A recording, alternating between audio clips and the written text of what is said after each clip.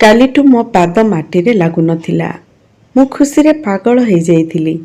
ରାତି ସାରା ଖୁସିରେ ମୋତେ ନିଦ ହେଇନଥିଲା। ଏହି ସମୟର ଅପେକ୍ଷାରେ ତ ମୁଁ ଥିଲି। କାଲି ରାତିରେ ଖାଇସାରିବା ପରେ ମୋର ଏକମାତ୍ର ପୁଅ ଶୁଭମ ମୋ ରୁମ୍କୁ ଆସିଲା। ମୁଁ ତାକୁ ପଚାରିଲି, କ'ଣ ହେଲା? ସେ ତାର ଦୁଇ ହାତକୁ ମୋ କାନ୍ଧରେ ରଖିକି କହିଲା, ମା, ମୁଁ କିଛି କହିବାକୁ ଚାହୁଁଛି। ଲାଜରେ ଲାଲ ପଡ଼ିଯାଇଥିବା ତା ମୁହଁକୁ ଦେଖିକି ମୁଁ ମଧ୍ୟ ଟିକେ ହସି ଦେଇଥିଲି।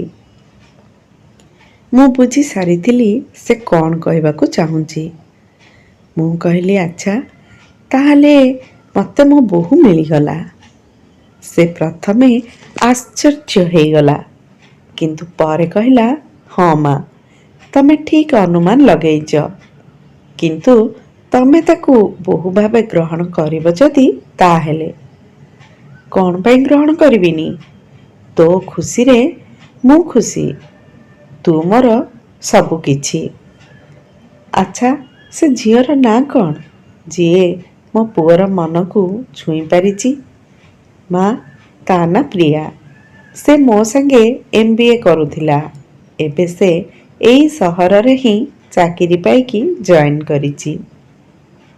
ହଉ, ଭଲ କଥା। ତୁ କେବେ ତା ସହ ମୋର ସାକ୍ଷାତ କରେଇବୁ? ମା, ତମେ ଯଦି କହିବ କାଲି ଡାକିଦେବି। ହଁ, ଡାକେ। ସକାଳୁ ହିଁ ଆସିବାକୁ କହିଦେ। ରାତି ସାରା ମୁଁ କ'ଣ ଖାଇବାକୁ ବନେଇବି ଭାବି ରଖିଲି। ସକାଳ 7ଟା ହେଉ ହେଉ କେତେ କ'ଣ ଖାଇବା ବନା ସରିଥିଲା। ଘର ସାରା ଖାଦ୍ୟର ବାସ୍ନାରେ ମହକୁଥିଲା। ଶୁଭମ କହିଲା, ମା, ଏ କ'ଣ ତମେ ଏତେ ଶୀଘ୍ର ଏତେ ସବୁ ଖାଇବା ବନେଇଦେଲ? କ'ଣ ରାତି ସାରା ଶୋଇନ ନା କ'ଣ? ଆରେ ପୁଅ, ମୋ ବୋହୂ ପ୍ରଥମ ଥର ଆମ ଘରକୁ ଆସୁଛି। ଯେତେ କଲେ ବି କମ୍। ତୁ ସେ କଥା ଛାଡ଼େ। ଯା, ମୋ ବୋହୂକୁ ସାଙ୍ଗରେ ନେଇ ଆସିବୁ। ଶୁଭମ ଗଲା ପରେ ମୁଁ ଗାଧେଇକି ଆସିଲି। ଗୋଲାପୀ ରଙ୍ଗର ଶାଢ଼ୀକୁ ମ୍ୟାଚ୍ କରିକି ଇୟରିଂ ପିନ୍ଧିଲି। ଆଜି ବହୁତ ଦିନ ପରେ ମୁଁ ଶୃଙ୍ଗାର କରିଥିଲି। ନିଜକୁ ଟିକେ ସଜେଇ ଦେଇଥିଲି। ହଠାତ୍ ଶୁଭମର ଆବାଜରେ ମୁଁ ପ୍ରକୃତିସ୍ଥ ହେଲି। ମା, ମା, ପ୍ରିୟା ଆସିଲାଣି। ଡ୍ରଇଂ ରୁମ୍ରେ ପ୍ରିୟା ଉପରେ ନଜର ଯେମିତି ପଡ଼ିଛି ମୁଁ ଅବାକ୍ ହେଇଗଲି। ଆମେ 2 ଜଣ ଜଡ଼ ପାଲଟି ଯାଇଥିଲୁ। ପୁରା ଘରଟା ଯେମିତି ଘୁରୁଥିଲା। ମୁଁ ଚେଷ୍ଟା କରିକି ମଧ୍ୟ ନିଜକୁ ସମ୍ଭାଳି ପାରୁନଥିଲି। ଶୁଭମ ମୋତେ ସାହାରା ଦେଇକି କହିଲା, ମା, ତମର କ'ଣ ହେଲା? ଅଧା ବେହୋସ ଅବସ୍ଥାରେ ମୁଁ ଅନୁଭବ କରୁଥିଲି ପ୍ରିୟା ଆଉ ଶୁଭମ ମୋ ପାଖରେ ବସିକି ମା ମା ଡାକୁଥିଲେ। ମୋତେ କିନ୍ତୁ କିଛି ଶୁଣାଯାଉନଥିଲା। କିଛି ସମୟ ପରେ ଡାକ୍ତର ନୀରଜ ଆସିକି ମୋର ବ୍ଲଡ଼ ପ୍ରେସର ଚେକ୍ କରି କହିଲେ, କେତେ ଥର ଶୁଭମ କହିଲିଣି ତମ ମାଆକୁ ଯେ ନିଜ ଦେହର ଯତ୍ନ ନିଅ, କିନ୍ତୁ ସେ କେବେ କାହା କଥା ଶୁଣୁନାହାନ୍ତି। ନୀରଜ ଆମ କ୍ଲିନିକର ଜଣେ ଭଲ ଡାକ୍ତର, ମୋର ସହକର୍ମୀ। ଶୁଭମ ପଚାରିଲା, ଆଚ୍ଛା ଅଙ୍କଲ, ମମିଙ୍କର କ'ଣ ହେଇଛି? ସେମିତି କିଛି ଅସୁବିଧା ନାହିଁ। ସେ ବୋଧେ କିଛି ଟେନସନ୍ ମୁଣ୍ଡକୁ ନେଇଥିବେ, ଯେଉଁଥିପାଇଁ ତାଙ୍କର BP ବଢ଼ିଯାଇଛି। ମେଡ଼ିସିନ ଖାଇଲେ ଠିକ୍ ହେଇଯିବ। ପ୍ରିୟା ମାଆଙ୍କର ଧ୍ୟାନ ରଖ। ମୁଁ ଅଙ୍କଲଙ୍କୁ ବାହାରେ ଟିକେ ଛାଡ଼ି ଦେଇ ଆସୁଛି। ଶୁଭମ ଯିବା ପରେ ପ୍ରିୟା ମୋ ହାତକୁ ତା ହାତରେ ରଖି କହିଲା, ଆଣ୍ଟି, ଆଇ ଆମ୍ ସରି। ମୁଁ ଜାଣିନଥିଲି ଶୁଭମ ଆପଣଙ୍କ ପୁଅ ବୋଲି। ତାପରେ ତା ଆଖିରୁ ଲୁହ ବର୍ଷି ଚାଲିଥିଲା। ମୁଁ ତାକୁ ମୋ ପାଖରେ ବସିବାକୁ କହିଲି।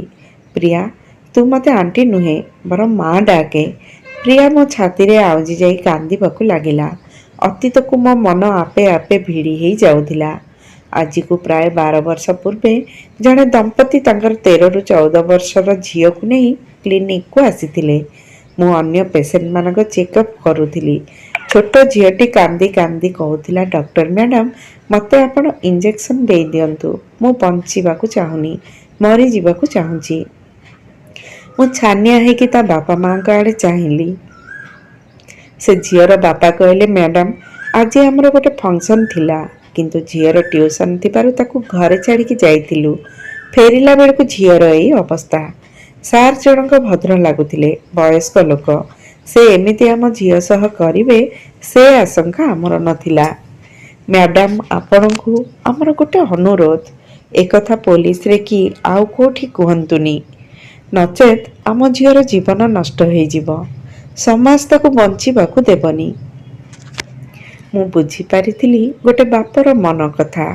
ସେତେବେଳ ପରିସ୍ଥିତିକୁ ଦେଖିକି ମୁଁ ସେମାନଙ୍କ କଥାରେ ଏକମତ ହେଲି। ଝିଅଟିର ଚିକିତ୍ସା କରିବା ସହ ତାର କାଉନ୍ସେଲିଂ ମଧ୍ୟ କଲି। ସେ ସୁସ୍ଥ ହେଇ ଆସୁଥିଲା ଆଉ ମୋତେ ବହୁତ ଭଲ ପାଉଥିଲା। ସେମାନେ ଅନ୍ୟ ଏକ ସହରକୁ ପଳେଇଲେ, କିନ୍ତୁ ଝିଅଟି ମୋ ସହ ପ୍ରାୟ କଥା ହେଉଥିଲା। ଦିନେ ମୁଁ ତାକୁ କହିଲି, ତୁ ମୋ ସହ ଆଉ କଥା ହେନି। ସେ ଆଶ୍ଚର୍ଯ୍ୟ ହେଇକି ପଚାରିଲା, କ'ଣ ପାଇଁ? କିଛି ନାହିଁ, ବାସ୍ ମୁଁ ଚାହୁଁଛି ତୁ ତୋର ଅତୀତକୁ ପୁରା ଭୁଲିକି ଆଗକୁ ବଢ଼େ, ଗୋଟେ ସମ୍ପୂର୍ଣ୍ଣ ନୂଆ ଜୀବନ ଆରମ୍ଭ କରେ। ସେ ମୋ କଥା ମାନିକି ଆଉ ଫୋନ୍ କଲାନି, କିନ୍ତୁ ଦୀର୍ଘ ଏତେ ବର୍ଷ ପରେ ତା ସହ ଏମିତି ଦେଖା ହେବାଟା ମୋ ପାଇଁ ଆଶାତୀତ ଥିଲା। ସେ ପୁଣି ମୋ ପୁଅର ପସନ୍ଦ ହିସାବରେ। ପ୍ରିୟା ଡରି ଯାଇଥିଲା। ସେତେବେଳେ ମୋ ପୁଅ ଆସିକି କହିଲା, ମା, ପ୍ରିୟାର କ'ଣ ହେଲା? ମୁଁ ପ୍ରିୟା ମୁଣ୍ଡରେ ହାତ ବୁଲେଇ ଆଣି କହିଲି, ସେ ଡରି ଯାଇଛି। ଶୁଭମ ମଜାରେ କହିଲା, ପ୍ରିୟା, ତମେ ଯାଅ, ମା ପାଇଁ ଚା କରିକି ନେଇ ଆସିବ। ହଁ, ଯଦି ବଳେ ତାହେଲେ ମୋତେ ଟିକେ ଦେଇଦେବ। ଶୁଭମ କଥାରେ ଆମେ 3 ଜଣ ଯାକ ହସି ପକେଇଲୁ। ଘରର ମାହୋଲ ଟିକେ ଶାନ୍ତ ଲାଗୁଥିଲା। ଚା ପିଇକି ମୁଁ କହିଲି, ଚା ବହୁତ ଭଲ ହେଇଛି। ରୋଷେଇରେ ତ ପ୍ରିୟା ପାସ୍ ହେଇଗଲା, କିନ୍ତୁ ଏବେ ତାକୁ ଆଉ ଗୋଟେ ପରୀକ୍ଷା ଦେବାକୁ ପଡ଼ିବ। ଶୁଭମ ଆଶ୍ଚର୍ଯ୍ୟ ହେଇକି ମୋ ଆଡ଼େ ଚାହିଁଲା। ହଁ ଶୁଭମ, ତୁ ଟିକେ ବାହାରକୁ ଯା, ପ୍ରିୟା ସାଙ୍ଗେ ମୋର କଥା ଅଛି। ଶୁଭମ ବେଶୀ ପ୍ରଶ୍ନ ନ କରିକି ବାହାରକୁ ପଳେଇଲା। ପ୍ରିୟା ଆଖି ଛଳ ଛଳ କରି କହିଲା, ଆଣ୍ଟି, ଆପଣ ଶୁଭମକୁ କହିଦିଅନ୍ତୁ ଯେ ମୁଁ ଆପଣଙ୍କର ପସନ୍ଦ ନାହିଁ। ସବୁ ଜାଣିକି ଆପଣ କ'ଣ ପାଇଁ ମୋତେ ଏ ଘରର ବୋହୂ କରିବେ? ମୁଁ ପ୍ରିୟାର ମନ ଦଶାକୁ ବୁଝିପାରୁଥିଲି। ଏ କ'ଣ କହୁଛୁ ପ୍ରିୟା? ମୁଁ କ'ଣ ତୋ ପରି ଗୋଟେ ଶାନ୍ତ, ସରଳ ଆଉ ସୁନ୍ଦର ଝିଅକୁ ମୋ ଶୁଭମ ପାଇଁ ପାଇପାରିବି? ମୋ ଭାଗ୍ୟ ଯେ ତୁ ମୋ ଶୁଭମର ପସନ୍ଦ, କିନ୍ତୁ ଏ ସମାଜ ପାଇଁ ମୁଁ ଗ୍ରହଣଯୋଗ୍ୟ ନୁହଁ। କୋଉ ସମାଜ କଥା କହୁଛୁ ପ୍ରିୟା? ଯେଉଁ ସମାଜ ଡରରେ ଗୋଟେ ଝିଅର କୌଣସି ଭୁଲ ନଥାଇ ମଧ୍ୟ ତାକୁ ଚୁପ୍ ରହିବାକୁ ପଡ଼େ। ସମାଜ କେବଳ ଆକ୍ଷେପ କରେ, ତାପରେ ଏଥିରେ ତୋର ଭୁଲ କ'ଣ?